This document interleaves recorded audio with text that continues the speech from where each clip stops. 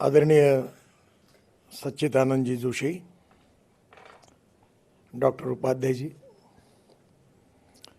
इस किताब के विशेष रूप से जिन्होंने अपने अनुभव कथन पर ही लिखा है, ऐसे मेरे मित्र डॉक्टर ज्ञानेश्वर मूले, श्री राम गोपाल शर्मा जी, उपस्थित सभी मान्यवर भाई और बहनों। वैसे ज्ञानेश्वर मूले जी का मेरा परिचय काफ़ी दिनों से है। जब वो फॉरेस्ट डिपार्टमेंट में अधिकारी के रूप में कार्य कर रहे थे और विशेष रूप से उन्होंने पासपोर्ट के संबंध में बहुत अच्छा कार्य किया, उसकी जानकारी मिलने के बाद उनके प्रति मेरी मन में बहुत अच्छी प्रतिमा उनके बारे में निर्माण हुई। और एक महत्वपूर्ण बात यही है कि उनका जन्म, बचपन जो है वो सांगली ज़िले में बीता और बाकी का जीवन कोल्हापुर ज़िले में रहा। महाराष्ट्र के बारे में मैं अक्सर इस बात में बहुत अभिमान रखता हूँ कि साहित्य, संस्कृति, कला, इतिहास, विरासत और संस्कृति, इसके बारे में बाकी राज्यों के बारे में मुझे कुछ कहना नहीं है, पर महाराष्ट्र और बंगाल, इन दो राज्यों में उसकी एक अलग प्रतिमा है। और साहित्य और संस्कृति में जो विचार व्यक्त होते हैं, वो विचार भविष्य के पीढ़ियों के लिए संस्कार के रूप में उपयोगी होते हैं। और इसलिए किसी भी व्यक्ति के जीवन में एक महत्वपूर्ण बात होती है कि उसके बचपन में उसके माता और पिता कैसे हैं और उसको जो टीचर्स मिले वो कैसे हैं, और शुरुआत के समय में उसके मित्र हैं, उसके गाइड एंड फिलोसोफर कैसे हैं, उसके ऊपर उस व्यक्तित्व की पर्सनैलिटी का एक जड़न घड़न उससे बनता है। मूले जी के बारे में एक छोटा सा कॉन्ट्रडिक्शन है कि वो सरकारी अधिकारी होने के बाद अच्छे कवि कैसे हैं क्योंकि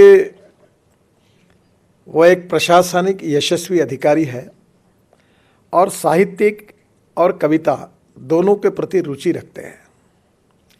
उसमें और एक अच्छी बात है कि प्रशासकीय क्षमता के साथ संवेदनशील अधिकारी होते हुए, कार्यक्षम अधिकारी होते हुए, उन्हें स्वाभाविक रूप से जो परिस्थितियां होती है उससे सीख कर लिखने की आदत भी है।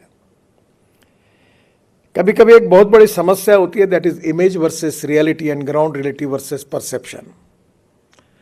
तो मेरे मन में, मैं मंत्री होने के पहले एक प्रतिमा थी कि ये फॉरेस्ट सर्विस कमीशन के अधिकारी, यानी बहुत मज़ा है, बहुत अच्छी मज़ा है। मर्सिडीज़ गाड़ी होती है, बंगला होता है, कोई पूछता नहीं किराया कितना है। यहाँ दिल्ली में क्वार्टर में रहना पड़ता है, वहाँ बहुत बड़ा बंगला होता है और गाड़ियाँ बड़ी बड़ी होती है।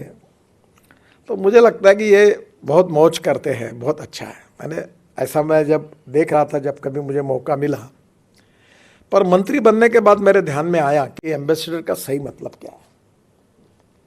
जब हम कहते हैं कि नॉलेज ये पावर है, तो अलग अलग देशों में जो इनोवेशन है, जो साइंस है, जो टेक्नोलॉजी है, जो रिसर्च है, वहाँ का एजुकेशन है, ट्रेड और बिजनेस है, एक्सपोर्ट और इंपोर्ट है, इन सब बातों में काफ़ी बड़े प्रमाण पर हमारे एम्बेसडर बहुत महत्वपूर्ण भूमिका निभाते हैं।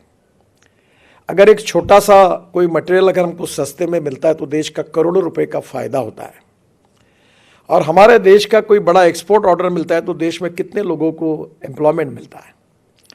तो एम्बेसडर जो होता है वो स्वाभाविक रूप से उसका काम देश के विकास के लिए, देश के भविष्य को बनाने के लिए बहुत उपयोगी होता है।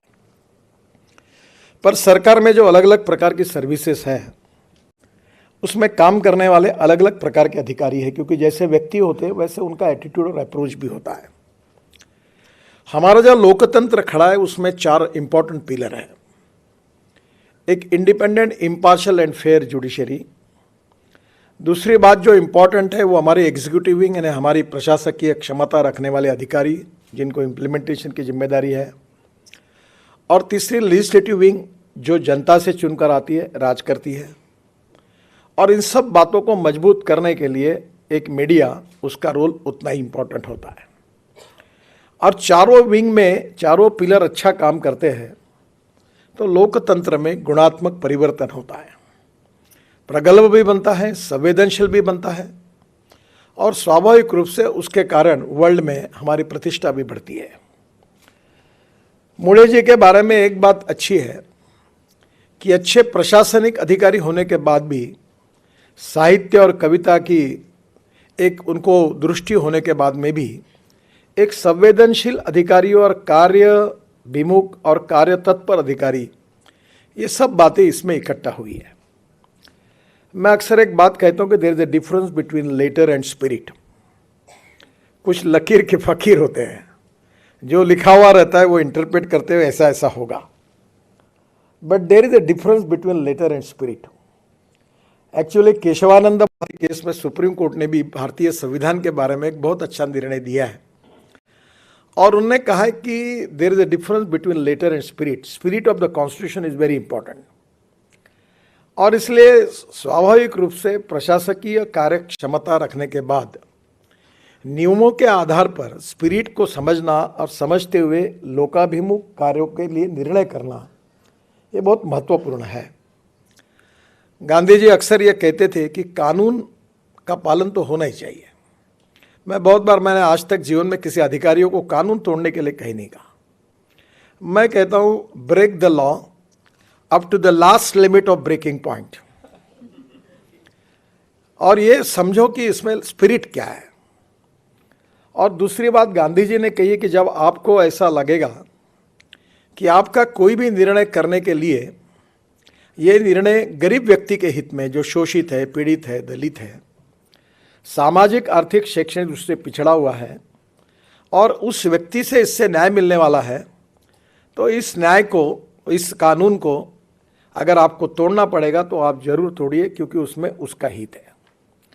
पर जब कानून तोड़ते हुए किसी व्यक्तिगत स्वार्थ के लिए, किसी और उद्देश्य से जब तोड़ोगे तो वो गलत होगा। मुझे एक बहुत अच्छा अनुभव आया। मैं महाराष्ट्र में मंत्री था और अमरावती जिले में एक मेड़घाट तहसील थी और वहाँ 2500 बच्चे कुपोषण से मर गए और वो मरने के बाद काफ़ी वर्ल्ड लेवल पर काफ़ी हाहाकार मचा। आपको याद होगा, ये 96-97 की बात थी। तो हमारे मुख्यमंत्री जो थे मनोहर जोशी, वो मुझे कहते थे कि नितिन, ये कैसी स्थिति है, ये मेड़घाट में 450 गाँव है, एक भी गाँव में रास्ता नहीं है, ये लोगों का कैसे होगा। तो फिर वो बार बार, मैं भी पीडब्ल्यू मिनिस्टर था, मीटिंग करवाता था और फॉरेस्ट एंड एनवायरनमेंट के चीफ कॉन्जर्वेटर ऑफ फॉरेस्ट आते थे और 4 से 5 बार मनोहर जोशी उनको कहते थे। एक बार उन्होंने कहा, जब मैं सुन रहा था, उन्होंने कहा की तुम्हाला काहीच वाटत नाही का, इतकी लोक मेली, इतक्या गावात रस्ते नाही, मुलं शाळेत जात नाही, तुम्ही काम नहीं करू देत, आपको कुछ भी नहीं लगता। 2500 बच्चे कुपोषण से मर गए, बच्चे स्कूल में नहीं जा सकते, वहाँ के किसान हैं, उनका उपज मार्केट में नहीं जा सकती, इलेक्ट्रिक की लाइन वहाँ नहीं गई, सब काम आपने रोक दिया फॉरेस्ट एनवायरनमेंट एक्ट के आधार पर, आपको इसका कुछ भी नहीं लगता आपको। तो चीफ कॉन्जर्वेटर ऑफ फॉरेस्ट ने कहा कि sir, I am very sorry, पर मुझे आपको जवाब देना है तो यही है कि I am helpless, I can not do anything. तो मनोहर जोशी जी आगतिक हो गया। तो एक कुलकर्णी करके कमिश्नर थे, वो भी बड़े सुसंस्कृत और अच्छे अधिकारी थे। तो फिर मेरे से रहा नहीं गया, तो मैंने कहा सर, ये तुम्हारे बस का काम नहीं है, ये ऐसे काम में मैं बहुत माहिर हूँ, तो एक काम करो, ये मेरे ऊपर छोड़ दो, मुझे कोई चिंता नहीं क्या परिणाम होते हैं और मैं ये काम करूँगा। आपको संभव हुआ तो मेरे पीछे खड़े रहो, नहीं रहा तो फर्क नहीं पड़ता, मेरा गया तो गया पद, चिंता नहीं। मैं गया। एक मर्चेंट नाम के दरियापुर में, परतवाड़ा में रहते एक मुस्लिम अधिकारी, सुपरिटेंडिंग इंजीनियर थे। मैं राजदूत पर, उस समय राजदूत थे, उसमें पूरे जगह पर घूम कर आया, कोई रोड नहीं। तो मैंने कहा तुम एक फाइल तैयार करो और फाइल तैयार करने के बाद मंत्रालय में भेजो। वो ऐसे थे, बहुत अच्छे अधिकारी, अभी भी है वो फाइल मुंबई में आई और फिर आकर वो फॉरेस्ट के ओपिनियन, इसके ओपिनियन होने के बाद आई, वो मेरे पास आई और मैंने उसमें लिखा कि मानव अधिकार की दृष्टि से इन लोगों को गांव में जाने के लिए रोड नहीं है, ये दुर्भाग्यपूर्ण है। ये उनका सामाजिक, आर्थिक और शैक्षणिक शोषण है और इसके लिए परमिशन नहीं देना गलत बात है। और इसलिए मैं मंत्री होने के नाते ये निर्णय देता हूँ कि एक्ट कुछ भी कहे, मैं ऐसे आदेश देता हूँ कि यह 450 गाँव में रोड बनने चाहिए और इसके बाद एक्ट के आधार पर कोई अगर इसकी रिस्पॉन्सिबिलिटी फिक्सअप होगी तो मैं जब तक मंत्री हूँ तब तक और उसके बाद में भी ये व्यक्तिगत मेरी जिम्मेदारी होगी और उसके लिए मैं जिम्मेदार रहूँगा। ये लिखकर मैंने तांबे करके, हमारे सेक्रेटरी थे, उन्होंने देखकर उन्होंने कहा कि तुम साहब आपने ऐसे कैसे लिखा। मैंने बोला कोई फ़र्क नहीं पड़ता, मैं राजनीतिक पेशावर नहीं हूँ, जो होगा सो देखा जाएगा। और मैं गया, क्या कहा वो मैं अब नहीं बताऊंगा फॉरेस्ट वालों के लिए क्योंकि वो ठीक नहीं होगा, पर मैंने 450 गांव में रोड बना दिया। और डॉक्टर अलेक्जेंडर हमारे गवर्नर थे, बहुत अच्छे संवेदनशील व्यक्ति थे, मैं उनको हेलीकॉप्टर से लेके गया उद्घाटन के लिए। और वो पहले 5 गांव में जाने वाले थे, फिर वो 20 गांव में गए, 2 दिन वो चिखलदरा रुके थे और वो इतने खुश हुए। और फिर हाईकोर्ट में एक PIL भी हुई, तो कोर्ट ने कहा ये वायलेशन है। तो फिर डिपार्टमेंट आपको सरकारी अधिकारी बोल रहे थे एफिडेविट करना है, मेरा नाम लिखो, जो सज़ा करनी है कोर्ट को मुझे करने दो क्योंकि इट्स माय डिसीजन। गई तो वो डर गए, बोले ऐसा कैसे लिखना चाहिए। मैंने बोला कोई फ़र्क नहीं पड़ता, politics is the instrument of socio economic reform. अगर मैं मंत्री होने के साथ अगर गरीब व्यक्ति को न्याय नहीं दे सकता तो कोई बात नहीं, जो होगा सो देखा जाएगा। वो आज रास्ते पूरे हुए, वहाँ स्वाधीनता मिली, वहाँ बिजली, ऐसी तो हालत थी कि एक केवल बिजली का आंकड़ा ऊपर करना था, वही इन्वायरमेंट एक्ट ने उसको स्टॉप किया था। मैंने बोला कहा बताओ मेरे हाथ से कार्यक्रम करो, मैं कहा लगाना है मैं करा देता हूँ। ये जो संवेदनशीलता थी, ये जो लोकाभिमुख थी, कि जिसको हम लोग अक्सर कहते कि मनसा सततम स्मरणीयम वचसा सततम वदनीयम लोकहितम मम करणीयम। आइदर इट इज पॉलिटिक्स और सोशल वर्क और is even administration, it is the instrument of socio economic transformation. और हम अगर रफ का फेयर करने के लिए बैठे हैं तो किसी के जाने में फ़ायदा नहीं और किसी के आने में फ़ायदा नहीं। We need to do something for the people, और यही संविधान का स्पिरिट है। तो मुझे इस बात की खुशी है कि अपने पूरे जीवन में ये पासपोर्ट वाली आइडिया मुझे एक बार सुषमा जी ने आपके अनुपस्थिति में मुझे बताई थी। मैं बोल रहा था वो नागपुर में कार्यालय खोलो, इधर खोलो। अरे नागपुर क्या, बोले वर्धा में खोल देंगे, चंद्रपुर में। मैं बोला ये ऐसा कैसे होगा, अब तो नागपुर में खोलते खोलते मैं बोल रहा हूँ कि होगा कि नहीं। उन्होंने बोले ये ऐसी ही हमने पॉलिसी बनाई, तुम्हारा महाराष्ट्र के तो अधिकारी ये बोले। तो उन्होंने बहुत तारीफ की और मुझे बताया कि ये हुआ। और आप छोटे छोटे गाँव में गया तो कानून इम्प्लीमेंट करते समय सामान्य व्यक्ति के हितों का विचार करते हुए, उसको ब्रेक न करते हुए निर्णय करना, ये जो सुसंस्कृत लोकाभिमुख संवेदनशीलता थी, उसका परिचय आपने इस किताब में भी दिया है। अब मैं ज़्यादा कमेंट नहीं, आजकल मीडिया को आदत है मैं कुछ भी बोलूँ तो उल्टा लिखते हैं।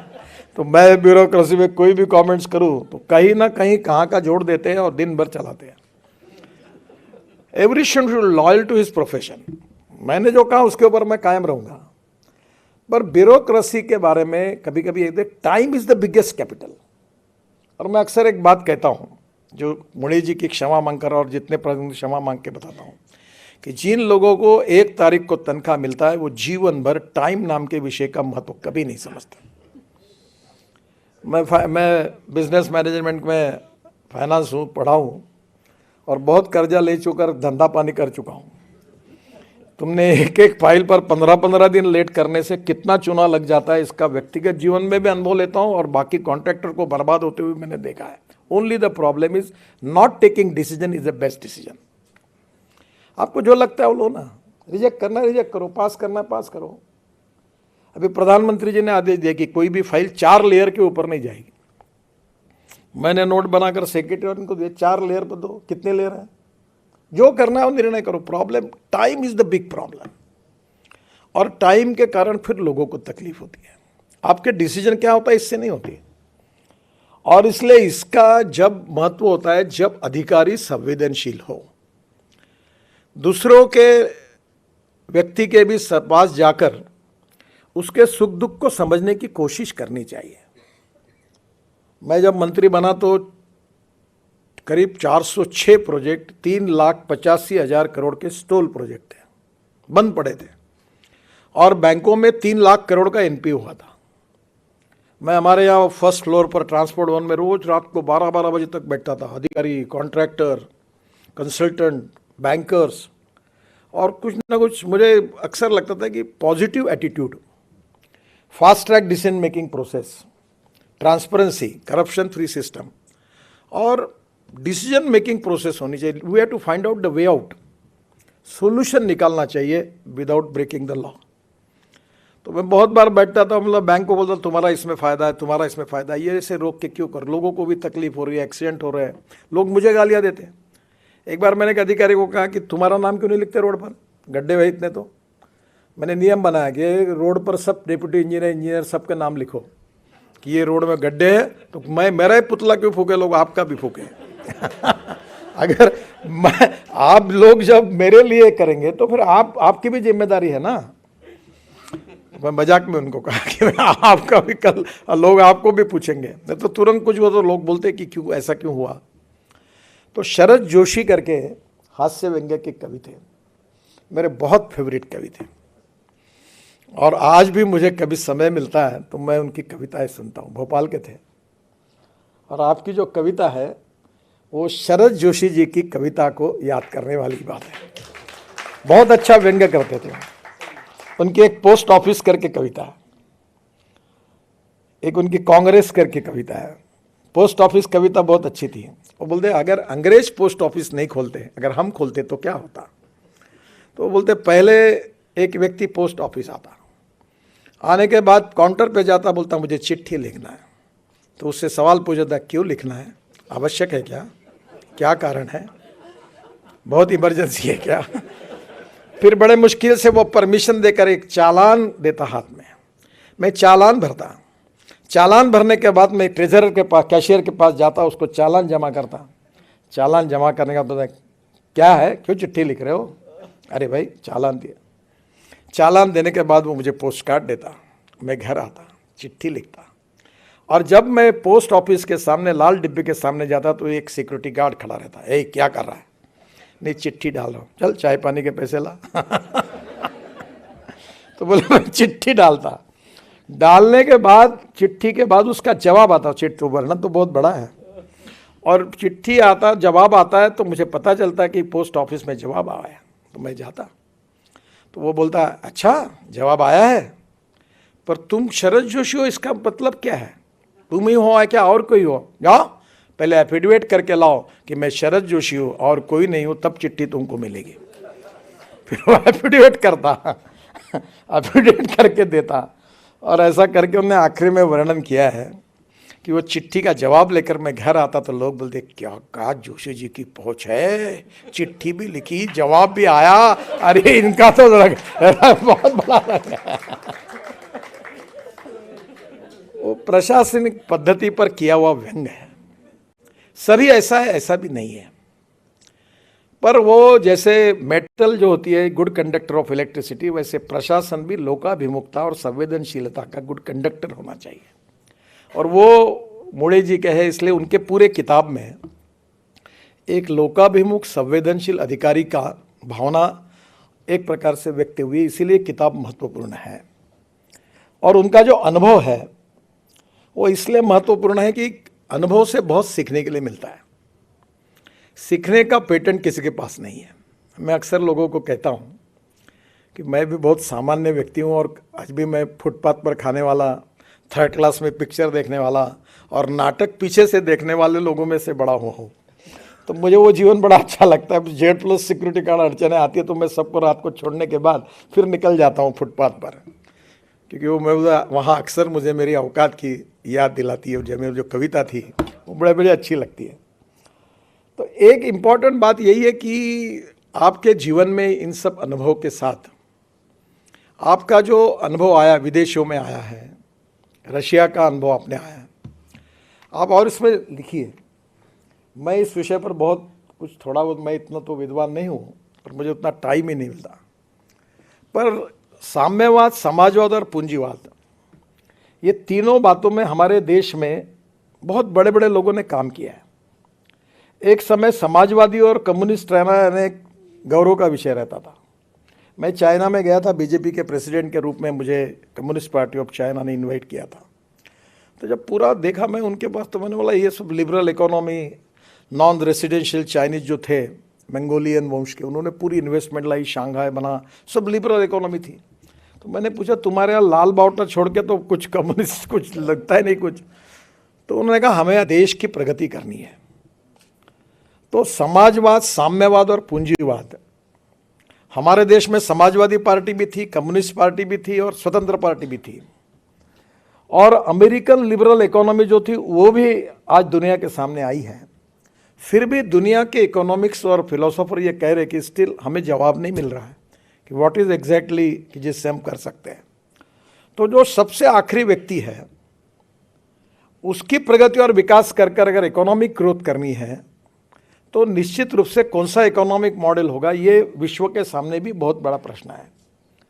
और आप जैसे लोगों को ये अनुभव मिला है कि रशिया में भी रहना है, तो मैं ये कहता हूँ कि एम्प्लॉयमेंट जनरेशन, जब तक कैपिटल इन्वेस्टमेंट नहीं आएगी तब तक एम्प्लॉयमेंट पोटेंशियल नहीं निर्माण होगा। एम्प्लॉयमेंट पोटेंशियल नहीं होगा तब तक इरेडिकेशन ऑफ पॉवर्टी नहीं होगी। मैं कभी कभी मजाक में, मैंने एक बार हमारे एक बहुत बड़ा मिहान करके प्रोजेक्ट होगा, जो 500 करोड़ रुपए की इन्वेस्टमेंट करेगा मैं उसके पैर छूने के लिए तैयार हूँ। तो मुझे पत्रकार ने कहा ऐसे क्यों कहते हो आप? अरे मतलब उसके पैसे का छोड़ो, मेरे यहाँ के 5000 लोगों के हाथ को काम मिलेगा, रोजगार मिलेगा, ये मेरे लिए महत्वपूर्ण है। अब गाँव में मैं कहता हूँ किसानों को, मैं किसानों में काम करूँ, अन्नदाता वगैरह मत बनो, ऊर्जादाता बनो, ग्रीन हाइड्रोजन बनाओ, इथेनॉल बनाओ।